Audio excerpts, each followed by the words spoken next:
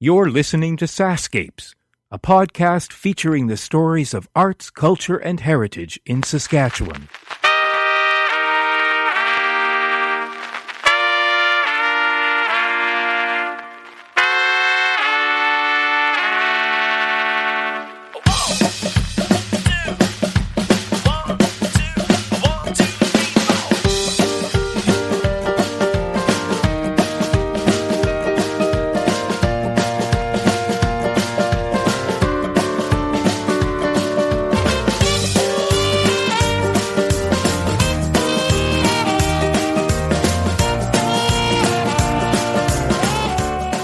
Flo Frank is a community development specialist and the current mayor of Meacham, Saskatchewan.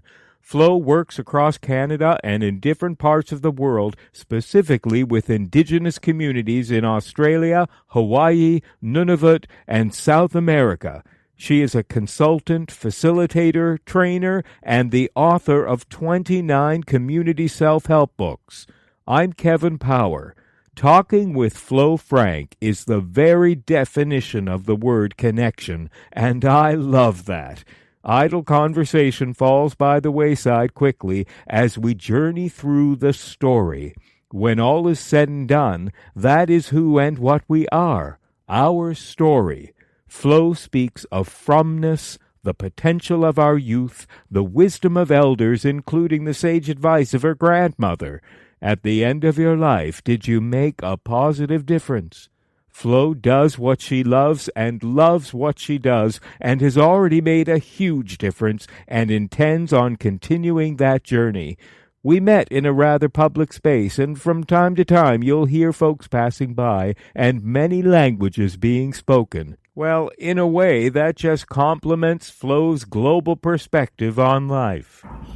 I am with the mayor of Meacham, Saskatchewan, Flo Frank. However, we're not in Meacham today. We've actually decided to rendezvous in a very decadent place called Manitou Beach, Saskatchewan, on a glorious, hot summer afternoon. And it's taken some doing, but we finally meet after some grand conversations by phone. Flo, thank you so much for coming along for the ride. Kevin, thank you. It's a pleasure to meet you and a privilege to be one of your iPod guests. Oh, well, so where do we begin with you? Knowing already what I know, we've had a fabulous lunch together.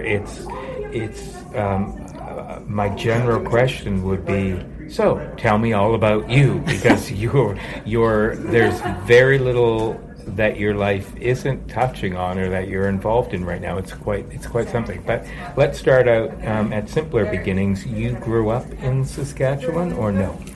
No, I didn't actually. I guess what you're asking, Kevin, is from-ness. And right. Everybody's from-ness, I think, is a story in itself. And my from-ness is a sort of a long little path. I was born on Algonquin Island, just outside of Toronto, which anyone who knows about the Toronto Islands knows that was a residential island that was really quite amazing in its day. And we went from there up to Uranium City and Edmonton, Alberta, and I've lived in British Columbia, and I've lived in a lot of different places. I work in a lot of different places. I came back to Saskatchewan 18 years ago. So from-ness, no, I didn't grow up here.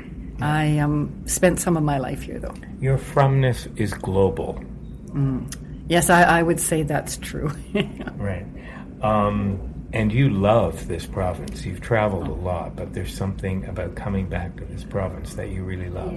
I actually think Saskatchewan is one of the most amazing places on the planet. And having been to many of them, I say that not out of emotional soppiness, but more out of fact that Saskatchewan is without a doubt one of the most geographically beautiful places, because it changes every 2 weeks. Yeah.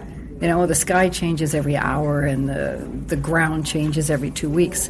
But the people are amazing, and there's a set of values or a way of being in this province that just feels like home. I love it completely. When did you settle in Meacham? I actually moved to Meacham 18 years ago. It was a temporary move. I actually was writing a book And I had a contract up in Yukon that was postponed for a year, and decided that, well, what I would do is take that time and write a book. And I was traveling at the time with a group in Saskatchewan who said, well, why don't you stay here and write the book? And Saskatchewan, are you kidding me? No, I'm thinking maybe I'll go back to Sylvan Lake, which is where I'd been living. And they said, oh, no, this is a great place to write a book. And as it turned out, the limited budget that I had, I was able to buy a house in rural Saskatchewan for what I would have paid for renting a small room anywhere else. So I bought the house with the idea that I would write the book, see how I liked it, and then make my way along my path in life. Well, I've been there 18 years, which is the longest I've been anywhere. Actually, probably the longest I've been if you combined it all in any place. Right. What led you to writing a book? Did you have a background in creative writing? Well, the writing of a book, sometimes you do things because you don't know you can't. Uh-huh. And ignorance is bliss. That, or how hard can this be? The first book that I ever wrote, and I've written 30 of them now. I'm just on book 31. And several of them have gone what the kids would call viral. They're all over the world, and some of them are in 26 different languages. But the thing is that you're not going to find them at McNally Robinson. You're going to, if you're in the field of community development, you'll know the name and you'll know the books. But the first book I ever wrote was with my colleague Ann Smith, and it was called Ready, Willing, and Able. And it was about what does it take to get people together to help revitalize their communities.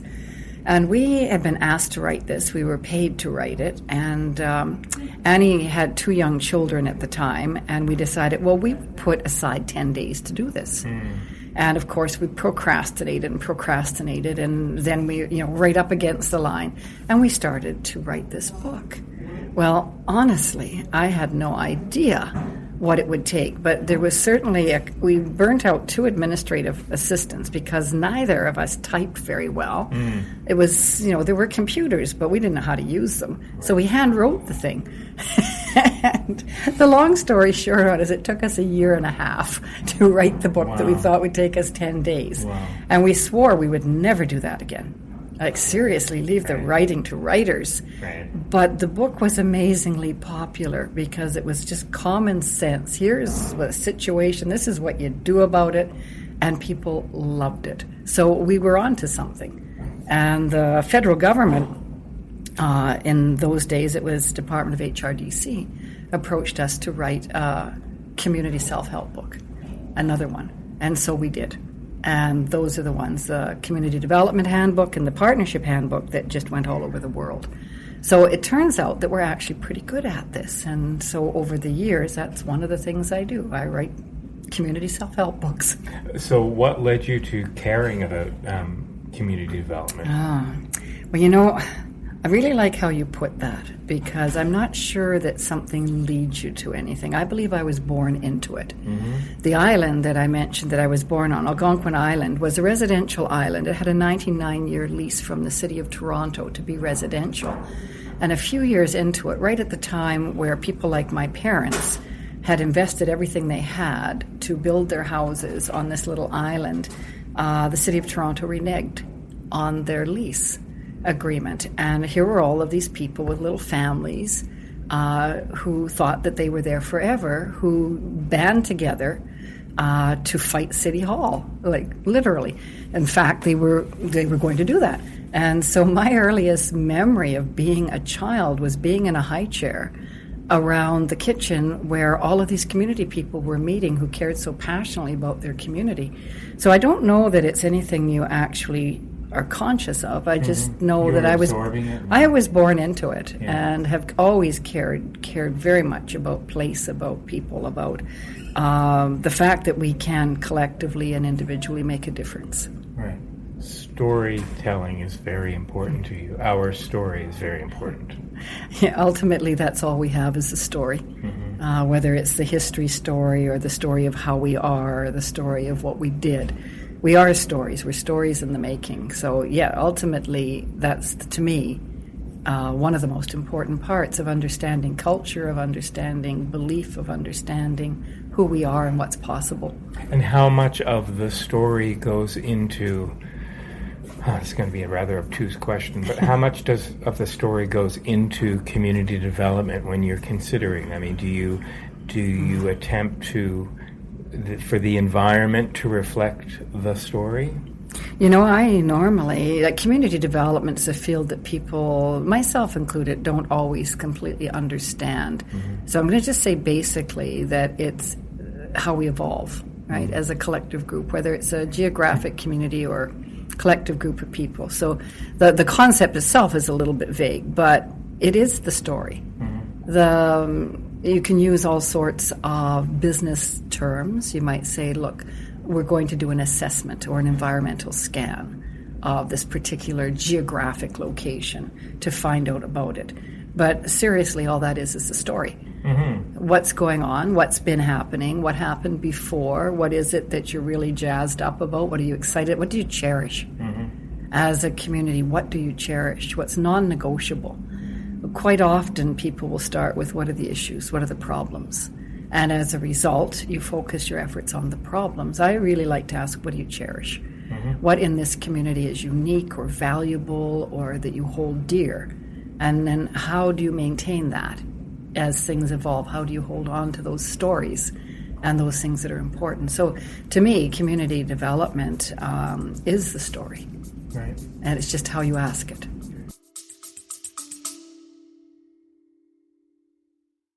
Hey, it's Kevin. I hope you're enjoying the episode so far. Just a quick reminder that the SaskScapes podcast is available for free on your favorite podcast app, or you can stream it from your browser. Check out the show notes for the link.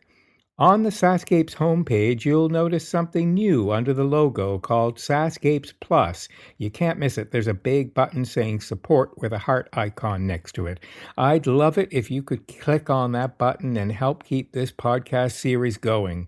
When SaskScapes launched in May 2014, it was the first podcast in the province celebrating arts, culture, and heritage. In fact, you'd have been pretty hard-pressed to find any Saskatchewan podcasts. So I'd like to think that we paved the way. It's been because of your support that this podcast is now in its 9th year. Okay, that's it. Enjoy the rest of the episode.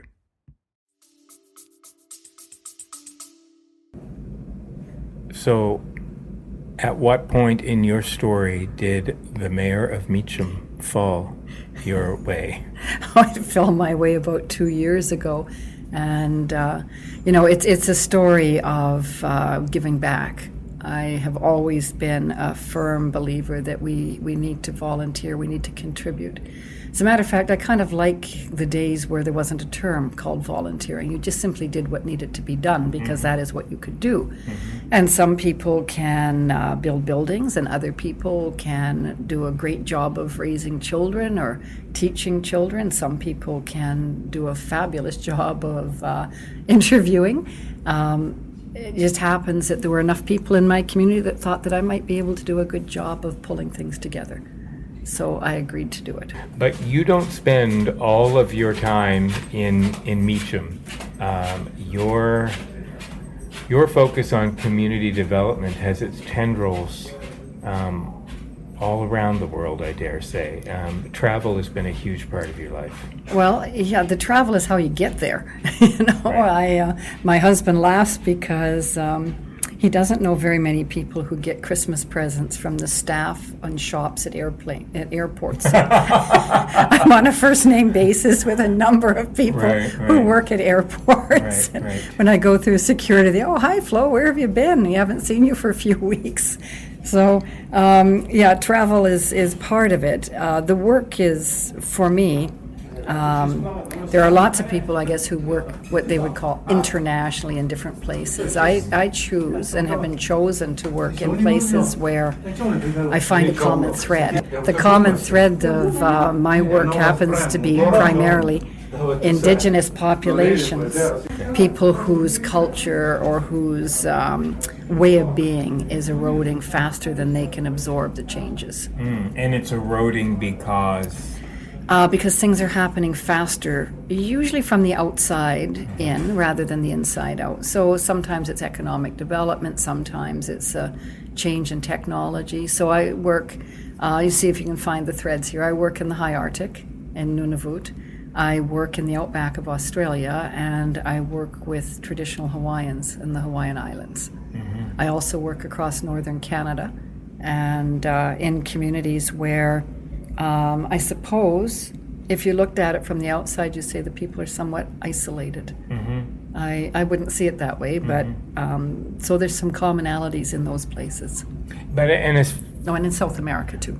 But as fast moving as the environment is for the indigenous people, it occurs to me that those people are so special because at the end of the day, it is their oral history that defines, and you and I share a love of Hawaii, those cultures are founded on and cherish those stories being passed down from generation to generation. So does the world spinning rapidly by them disturb that?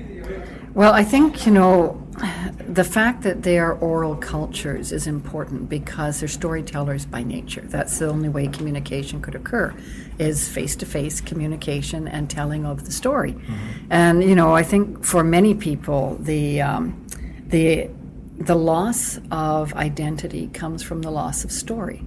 So, for example, a few years ago, I was in the outback of Australia, where people pride themselves in knowing their family line. They know their family story, and it goes back generations. They've been there 40,000, 50,000 years, and many of them know their whole story. But I met this incredible tribesman who said to me, "I must apologize to you. I only know 17 generations of my story."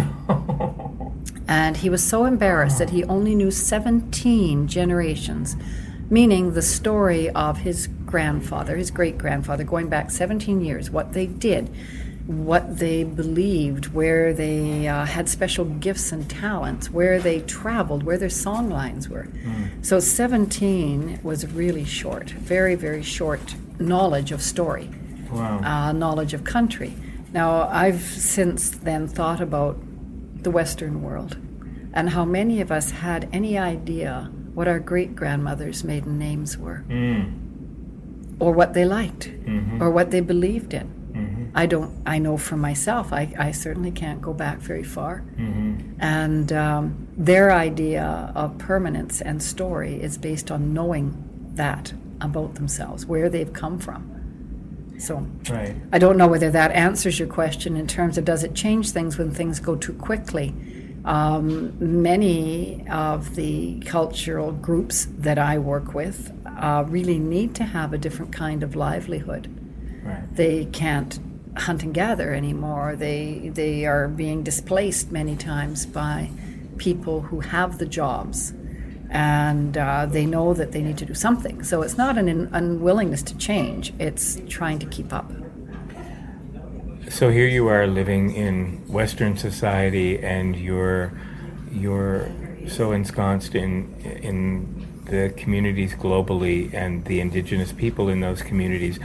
How does that inform the way you move through life? Because we do get caught up in this whirlwind of stuff and business, and you talked a little bit about the simplicity of life and your value of that. Is that influenced by what you observe when you travel? Yeah, that's a pretty deep question, and I'm going to try to respond to it. Okay. My immediate reaction, you know how when someone asks you something, you're thinking the answer instead of listening carefully to what you were asking, but my immediate response is it makes me more thoughtful, not in terms of being generous, but I think more clearly about my own story and how we are all indigenous people. We all came from somewhere, and we've all come from tribes and clans. It's just that in some locations, things moved at a pace that we were able to keep up, or seemingly have been able to keep up. And I know I keep saying that, but the question you ask is, what was the impact on how I am in my life? Well, I can tell you quite honestly, it slows me down in a really good way. If left to my own devices, like many people I know thrive in the corporate world and at that pace. I cannot. I wish not to. I suppose I could. I did it for a number of years, but my preference is to be able to be mindful on a daily basis that, the expression, the older I get, the less I know, is absolutely true in my case, because, there was a time when I was younger, I knew a great deal. Right. I thought I knew a great deal. And right. There's a funny story about the first time I was in Ecuador. And, I was pretty young, and I had a nice shiny background in community development and pretty well respected. And off I go. I get a call from some colleagues and from the Canadian consulate saying, could I please come to Ecuador? Because they wanted to do a fair and equitable assessment of what we would now call little mini micro enterprises versus actually logging operations in the rainforest, and could I come? And now I declared right away some biases, but I said it doesn't mean I cannot do my job. Right. I just want you to know that, I know quite a bit about mini micro enterprises and, depending on the context. And they said, no, come anyway, we'd like you to be part of the team. So away I went, and my head was so swollen. My ego was so large, I don't know how I got on the airplane in the first place. But when I arrived in Quito, I was invited to go out to Riobamba because there was a truck christening happening. And I was invited to go, and I did. And while I was there, the community was all around getting this truck christened, which was a very big deal. For a family to get a truck, to own a truck, was a very big deal. So the whole community came out. People came out to bless the truck. And so there I was, and there was this older woman sitting beside me, and she said, oh, hello, you're that American. And I said, well, no, actually, I'm Canadian. And she said, it's the same thing. I said, well, possibly, but not really. It's not the same place. And I was about to show her a little map when she said, you look like a nice woman.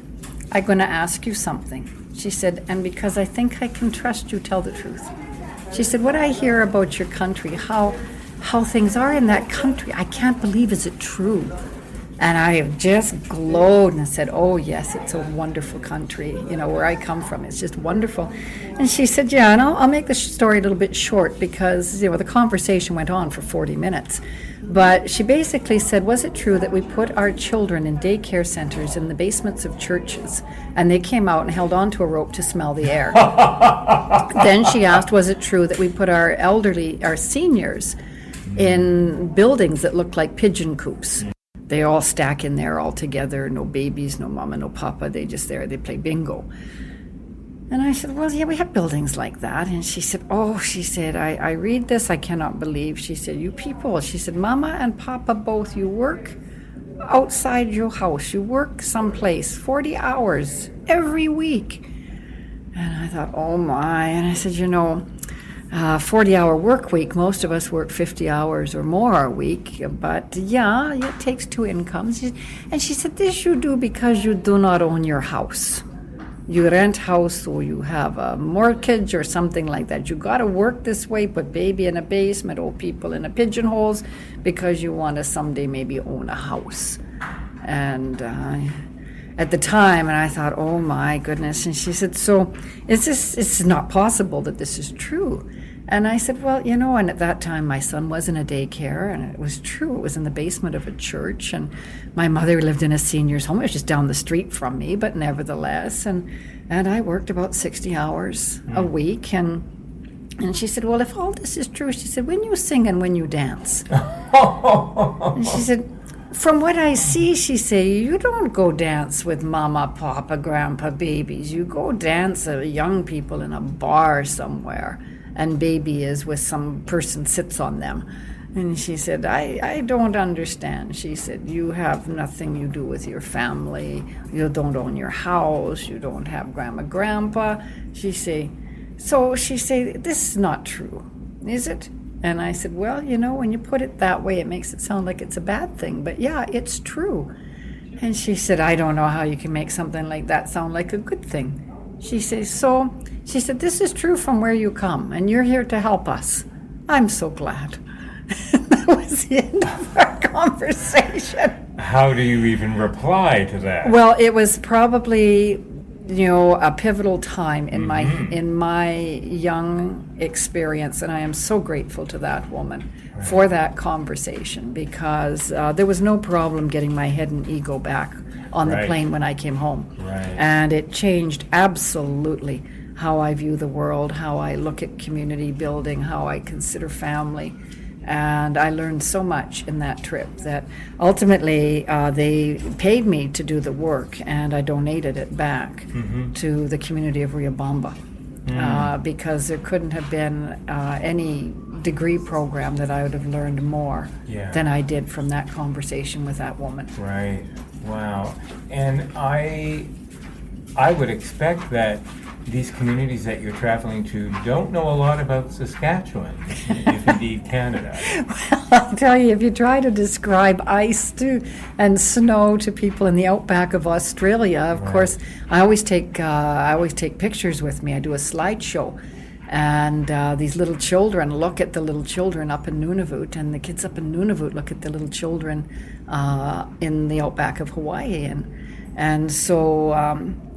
One day, a little boy in one of the communities I was working in went out and he got a parante. That's a big lizard, big. And so this is a rite of passage. And so everybody had to eat this lizard. They cooked it. And they said, well, where are the lizards up in where you are, up in the north? And I showed them a picture, like a round globe. And if you drill a hole, it's directly the other side of the world. And exactly the mirror opposite. So I was trying to show them cold and snow, and I brought ice cubes and shaved them and put them on their face. And they said, you go outside that? And I go, yes. You play that? And I go, yes. And they looked at me and they said, why you do that? So is it hard to explain Saskatchewan? Not really. They, mostly they understand agriculture, and I can show them the different seasons. What they don't always understand is how far we drive in this province. Right. Driving 2.5 hours for coffee, no problem. Right. And for them, in many cases, that would be something you plan for a week, and pack a lunch, and, everybody goes. So I talk a lot about Saskatchewan because I draw comparisons, because people want to know, where's my country, where's my home? And I'm always so proud to be able to say it's Saskatchewan. I would expect, apart from you being an expert at cooking giant lizard now, you've probably picked up some pretty great recipes along the way. I have over time. I love cooking, and one of my downtime things is I watch cooking shows. I was going to ask you. I do, and I spend a lot of time in kitchens watching people cook. So I know a little bit about it. The problem for me isn't the knowing how; it's having the time to do it. Luxury in my life is having a few days at home. And because Meacham is, 35, 40 minutes away from a store, well, 15, but to get to the city is 40 minutes, I don't always have exactly the ingredients I need to cook. So for me, it's a real treat to go to the store and get the ingredients and come home and cook a meal and have a glass of wine and have company over and have a visit and get connected with what's going on in my world, in my community. Is there something that you cook that you've learned from your travels? Many things. Tell me about some of them. Well, I really do make a very good caribou stew. I don't run into a lot of caribou in Saskatchewan, but it can transfer very easily to something else. Bison? Well, sure, elk or, any wild meat is fine. And where did you learn the art of making caribou stew? Basic survival. Yeah, that's a story in itself. The supply planes and barges don't always come in on time, and I have tremendous respect for people who know how to live on the land and have always done that. What I find fascinating is that when you're there for a period of time, you learn to eat that way too, and everything else just tastes awful. Right. I know that sometimes I crave apples when I can't get them. But other than that, once you get in the rhythm with the geography that you're in, the food is just easy because it's what's there. Is it a bit of a culture shock? I mean, I know you're coming back to a small town in Meacham, but to come back to this hemisphere after being away, is there that kind of, when you land in the airport, does everything seem... Well, thanks for asking that, because I've given it some thought over the years. And the first thing, when I get off an airplane, the first thing that hits me is the smell of wherever I am.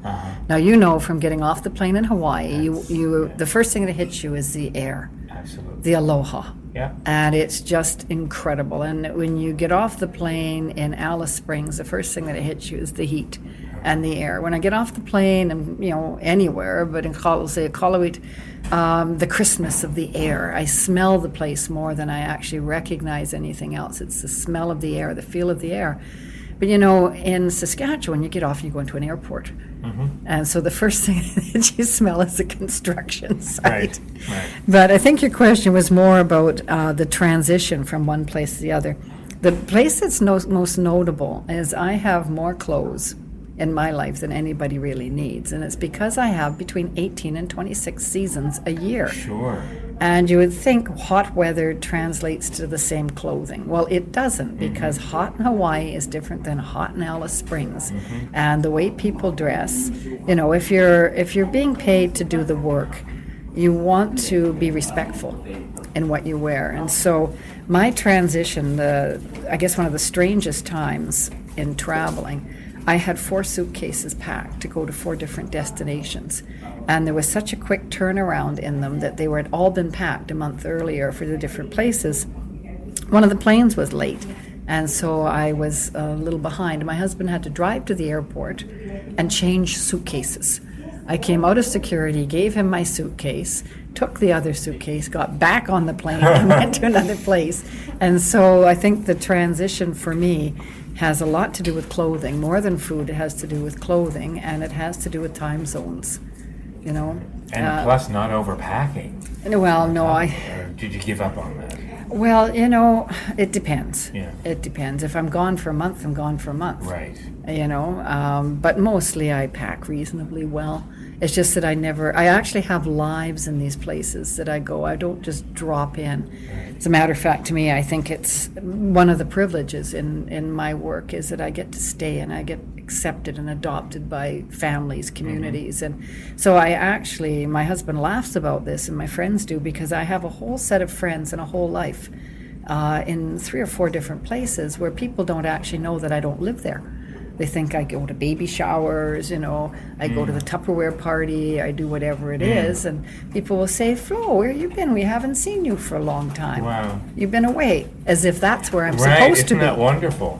So it's quite a different, it's a different way of viewing the world, because most people, and I think in Saskatchewan, it's a very place-based province. Right. People are from here. Yeah. If they're not from here, they're from 40 miles away, or their grandfather or grandmother was from here. Hence from-ness. The from-ness. So for some of us, though, the from-ness is not just, I've been somewhere, but I actually live somewhere. You have many homes. I have many homes and many families. I just actually had a text from my ohana in Hawaii, that's family, saying, "What time is your plane coming?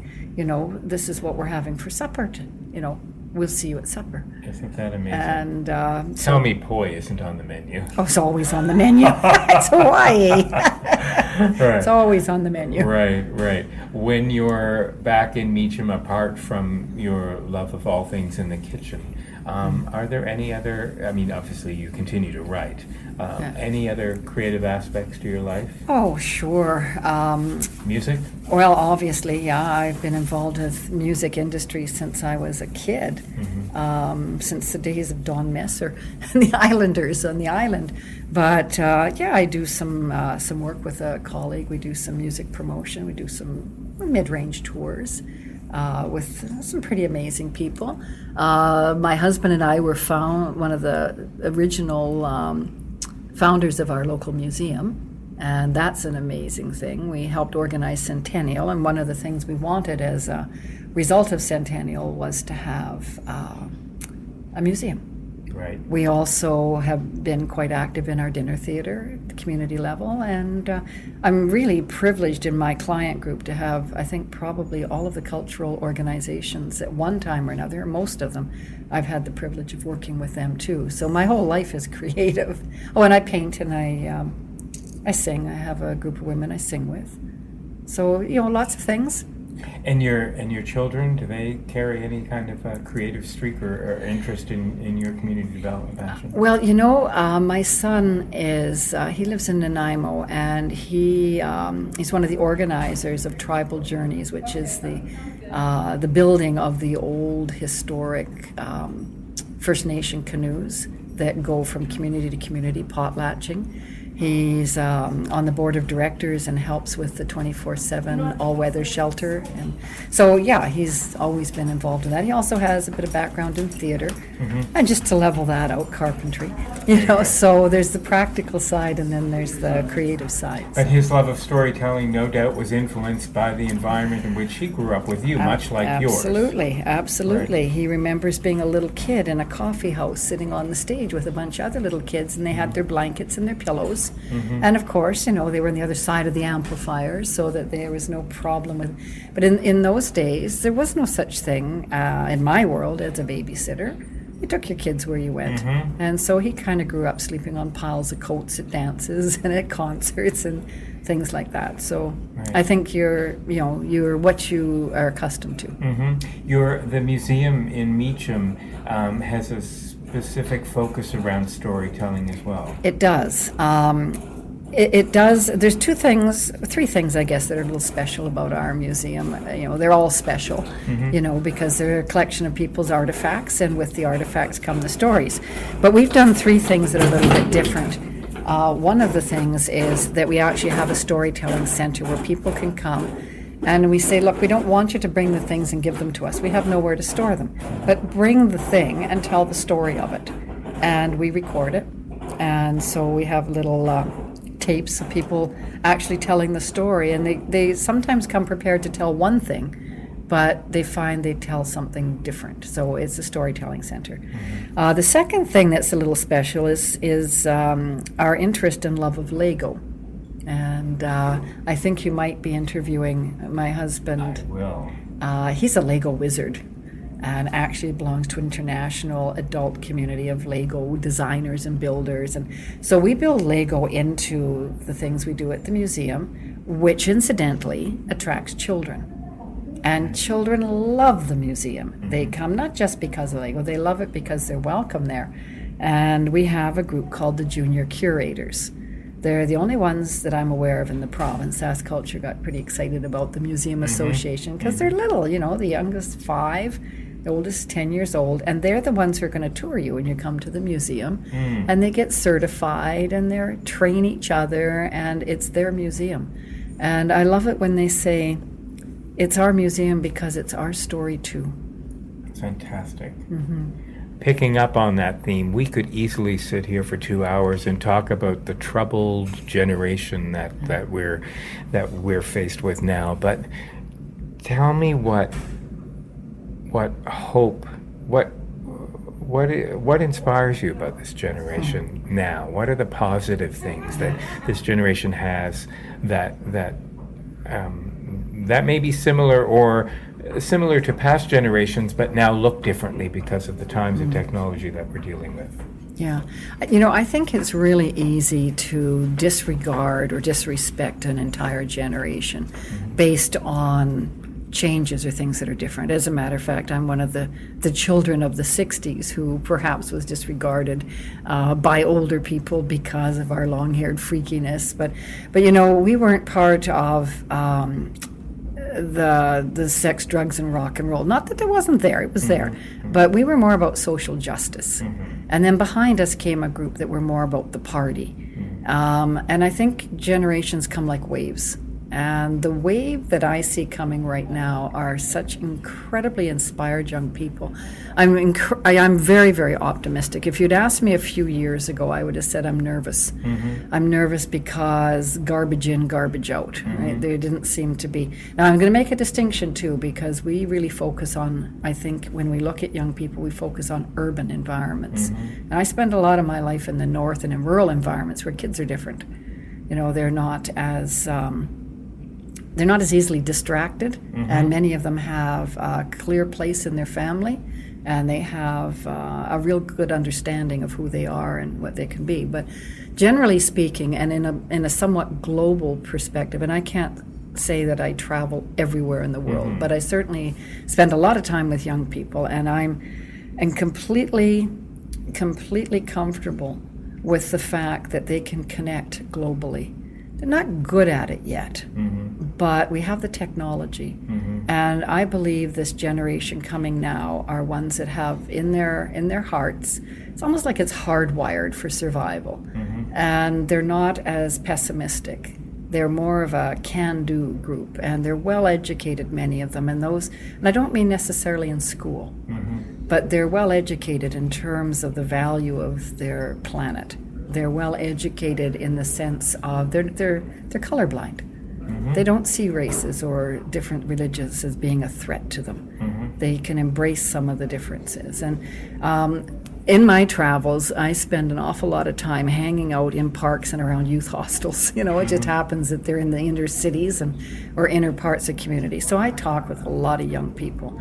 And, you know, they're traveling the world, and they're not doing it to get a kick. They're not doing it to, you know, enhance their saleability. They're doing it because they care deeply about each other. They care about the planets.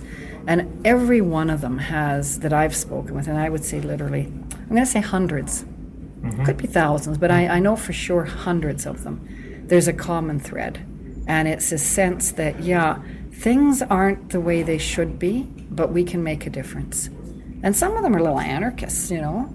I had one young fellow he came up to me and said to me, "Are you an anarchist?"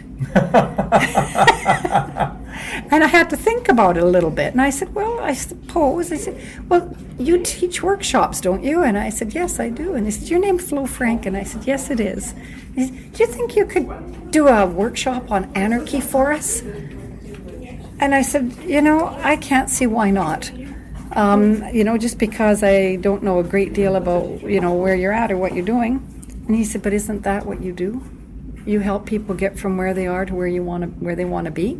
And I said, "Where is it you want to be? Like, is this anarchy? Are you thinking about it in a criminal way or in a violent way?" And he looked me straight in the eye and he said, "No." He said, "We have to be anarchists because we have to change the system. And we believe that we can. We just want to go about it the right way." Wow. And I said, "Alrighty." I said, I'll do what I can to help." And he said, "Well, we're willing to pay you." And I said, "Well, you'll have to, because nothing's for nothing." Right. And he said, "Well, what do you charge?" And I said, "It depends. How much money have you got?" And he said, "Well, not very much." And I said, "Do you have gardens?" And he said, "Yeah." And I said, "Well, I work for carrots." And I said, "So I'd like some produce from your garden. And I'd like you to be able to, at the end of the work we do, I'd like you to stay in touch with me. How about that for payment?" Wow. And I stayed in touch with him for 4 or 5 years now. And every once in a while, I'll get a check for $25, $30. Or every once in a while, there'll be some carrots at my doorstep. And it's my anarchists, you know. So, you know, do I have hope for them? You bet I do. Yeah, I do. And I have hope for the rural kids, the way they look at the farm.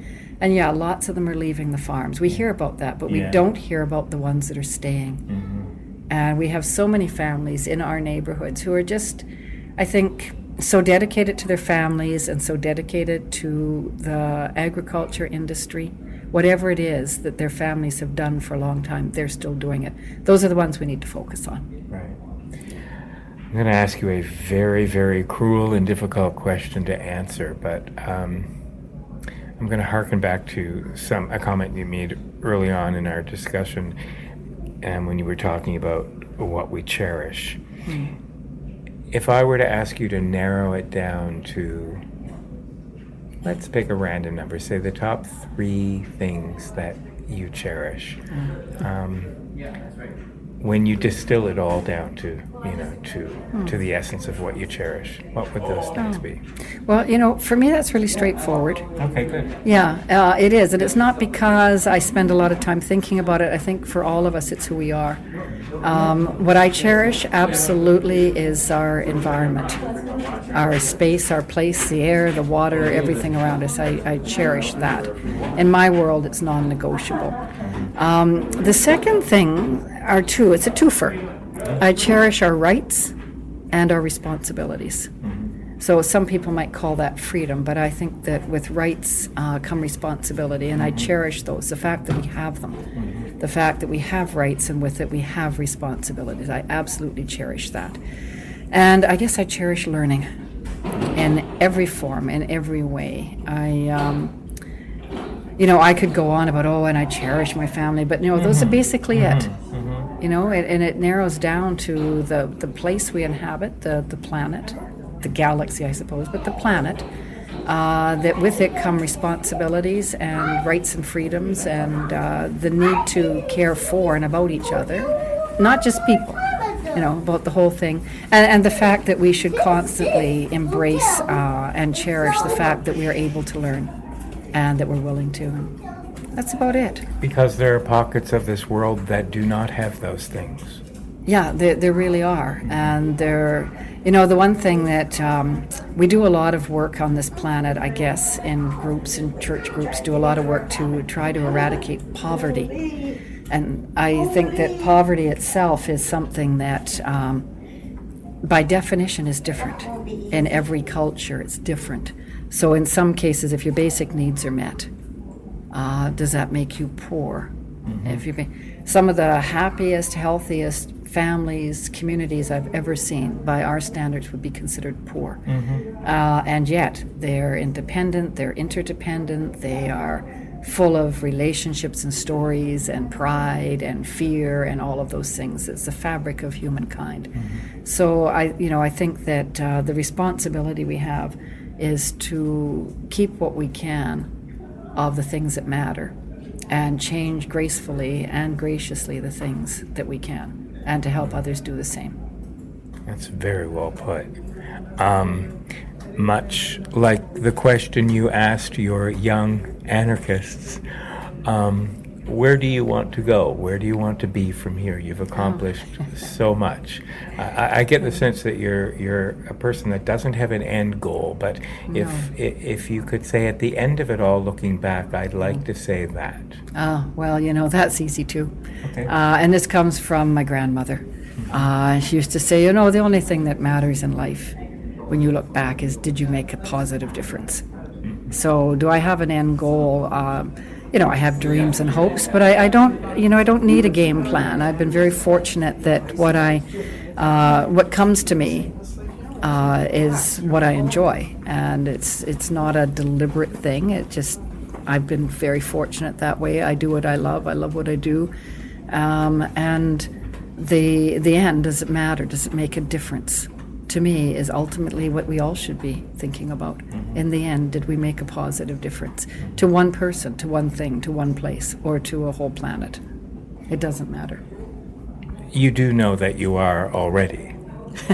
I believe I do in the same way as everybody else does. We all do what we can do, and I don't think that because I get to travel the world, or that I get to work with such amazing people and live in such an amazing province, I don't think that I'm different or even better than anything or anybody else, because I've met people who you might think, gee, there's really no hope for that person, and they're making a difference every day in their own lives. Some of the people that I work with struggle with mental health issues, or with really serious addictions or violence, or histories that are so horrific that how they get up every morning is beyond my comprehension.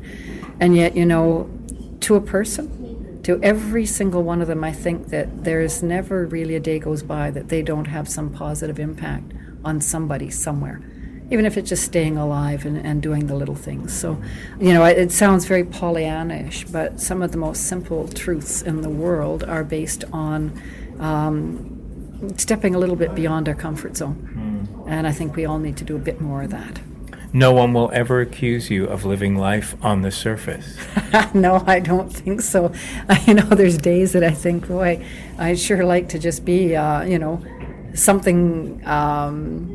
Well, I was going to say something derogatory, but maybe it's not. Something superficial? Something superficial, but I don't think there's flying under the radar. Well, I don't think there's a lot of things in the world that are superficial, but I think there are certainly some times, and I've actually done this, where I'm either in a hotel or at home, and I just hide in a book, or watch TV, or I just actually right now, today, I'm watching clouds. I'm watching beautiful Saskatchewan summer clouds, and I'm watching a storm build. Yeah. And, to me, that's the most important thing I could be doing today. And after we're finished with our interview, I'm going to go take pictures of the crops when I drive home. That unmistakable canola against the sky. And the flax coming out. So, yeah. So I don't know, would I want to do something, I don't know, less or different? If I did, I'd do it. Sure. Everybody has not everybody, but I certainly have options. I could, when I was a little girl, I was always told I could be or do anything I wanted to. And what a great way to move through life. Oh, absolutely. And so sometimes I wonder, what would it be like if I'd, been in a farm family, or what would it be like if I was in a different culture or in a different country? But I don't wonder it in the sense of wanting to change it. I just ponder it. I'm 100% content with what I do, and how much of it I do, where I do, and what difference it makes. Always open to the opportunity. Always, yeah always. And I'd like a little bit more time, I think, fishing. Where's your favorite fishing hole in Saskatchewan? It's not in Saskatchewan, actually. Okay. My very favorite fishing hole is Nootka Sound on Vancouver Island, little place called Critter Cove. And I go 2-3 times a year. Big salmon fishing. So it's about 25 miles out in the ocean. It's a place called Critter Cove, and then another 25 miles out further. So what's one of my pleasures is to fish. And you've had some good catch? Oh, yes. Now that's what I bring home to Saskatchewan. Everybody has the thing that they do. I don't make patahe. I don't make hummus. I don't even grow a garden this year. But you know what? I bring home salmon. Right. So people are very glad when they see me going, on the off chance that it might be that I'm going fishing, which I will be at the end of August. I get the sense you don't suffer fools gladly. No, I don't. That's an old expression, and no, I don't. And I guess I don't suffer apathy gladly. Fool is an interpretive thing. You can interpret something in some way that is maybe not right, but apathy is something. Apathy and laziness, I have a real hard time with those ones. You're neither. If you ever wake up one day and wonder if you're apathetic or lazy, I'm here to tell you that you are not. Well, thank you, Kevin. You're very kind. I knew from the minute we spoke on the phone that it was going to be a pleasure meeting you, and my suspicion has now been confirmed. You're one heck of a person, I have to say. You're very kind, and I appreciate having, this little bit of time to speak with you. And it seems that we've gotten very philosophical. Yeah. You bring that out in people, I do. And I like that. That's a gift. It's a real gift. There's we sometimes in Saskatchewan think, well, the gift is hard work. Let's just roll up our sleeves and do the thing. But I really have enjoyed my time with you today because you bring the ponderance to it. You bring the philosophical ponderance. For that, I'm grateful. Thank you. And because of our love of Hawaii, I say to you, mahalo. Well, mahalo, aloha, and do travel well. Thank you. Thanks for listening. The SaskScapes podcast is created by Kevin Power as part of the Culture Days Animateur program operated by Sask Culture. Funding to the cultural sector is provided through the Saskatchewan Lotteries Trust Fund for Sports, Culture, and Recreation. If you want to hear more of these podcasts, or to see the great work being done by other Sask Culture animateurs, please visit www.iheartculture.ca. Special thanks to Paved Arts in Saskatoon for their technical support. SaskScapes podcasts are also available through the iTunes Store. Music for SaskScapes is provided by Saskatchewan-born singer-songwriter Jeffrey Straker. There is no end to the stories to be told. So, until next time,